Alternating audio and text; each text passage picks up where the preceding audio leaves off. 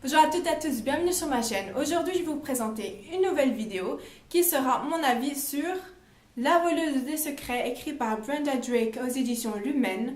Ce roman fait 393 pages et m'a coûté 17,40 €, sachant que j'habite en Belgique. Tout d'abord, je voulais vous montrer cette couverture qui est tout simplement magnifique. Désolée pour les reflets. Et aussi, je voulais vous montrer que dans chaque début de chapitre, il y a un globe, une sphère qui fait rappel à cette sphère lumineuse. L'histoire se déroule à Boston. On va suivre la vie de Gianna, que l'on surnomme Gia. Elle et ses deux meilleurs amis, Nick et Afton, vont se rendre un jour dans une bibliothèque à Boston. Donc c'est une bibliothèque qui est très prestigieuse. Ils vont se rendre à cette bibliothèque pour faire un devoir pour la rentrée scolaire. Bon, ils sont dans une école privée, donc doivent faire des devoirs pour la rentrée.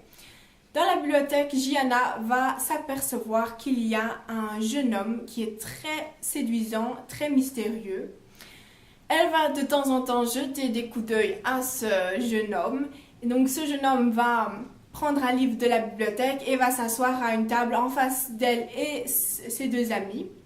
Donc Gianna, qui est intéressée comme il est très beau, va de temps en temps jeter des coups d'œil, et quand elle regarde son livre qu'elle est en train de consulter et qu'elle relève les yeux, elle va voir que ce jeune homme a disparu. Elle va un peu le chercher un peu partout dans la bibliothèque et ne va pas le trouver. Elle va alors regarder le livre que le jeune homme consultait et va voir que c'est un peu étrange que ce jeune homme, qu'un jeune homme aussi beau puisse regarder ce genre de livre. Donc le livre s'intitule Les plus belles bibliothèques du monde et il était en train de regarder la bibliothèque de Paris. Nick et Afton vont la rejoindre pour voir qu'est-ce qu'elle est en train de regarder, et Nick va découvrir qu'il y a une feuille qui dépasse, une feuille qui est écrite en italien.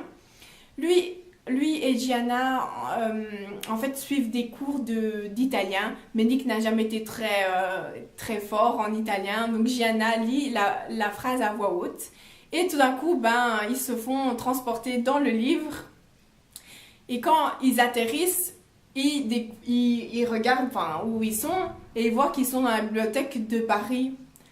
Le problème, c'est qu'ils vont voir qu'ils ne sont pas tout seuls, qu'il y a une bête monstrueuse qui arpente les lieux. Et voilà, j'ai pas envie de vous dire plus parce que j'ai envie que vous découvriez ce livre car il est tout simplement superbe. Je vais juste vous dire que Gianna va découvrir donc un monde différent où les magiciens, sorcières, chimères, toutes sortes de créatures, méduses, s'affrontent depuis des siècles, et qu'ils sont cachés des humains. Donc pourquoi ils sont cachés des humains? Parce qu'il y a une époque où ils vivaient tous ensemble, mais des créatures malveillantes ont commencé à tuer les humains. Alors les humains, ils ont persécuté toutes les créatures, même celles-là qui sont innocentes. Donc pour se cacher des humains, ils ont créé des portails dans les bibliothèques, pas toutes les bibliothèques, certaines bibliothèques. Ils ont créé aussi, donc il y a des sentinelles pour protéger les bibliothèques. Donc c'est des mondes, ça se trouve ici dans notre monde, mais c'est des endroits cachés que aucun humain ne peut rentrer. Donc les humains ne peuvent pas voyager par ces portails-là. Donc tout est caché. Donc Gianna va découvrir tout ce monde différent. Dans un monde différent, elle va découvrir qu'elle est liée à tout ça.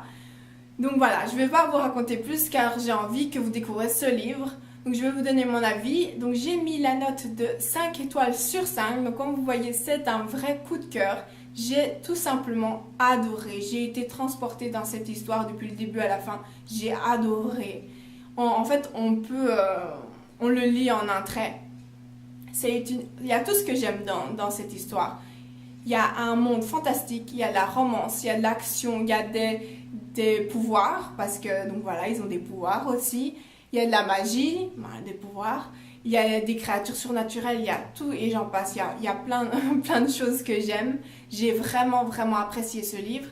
Et ce livre me fait un peu rappeler à Harry Potter et à Percy Jackson. Donc je retrouve quelques éléments, c'est pas la même chose, mais c'était vraiment super. J'attends avec impatience le deuxième tome. J'espère que vous avez aimé cette vidéo.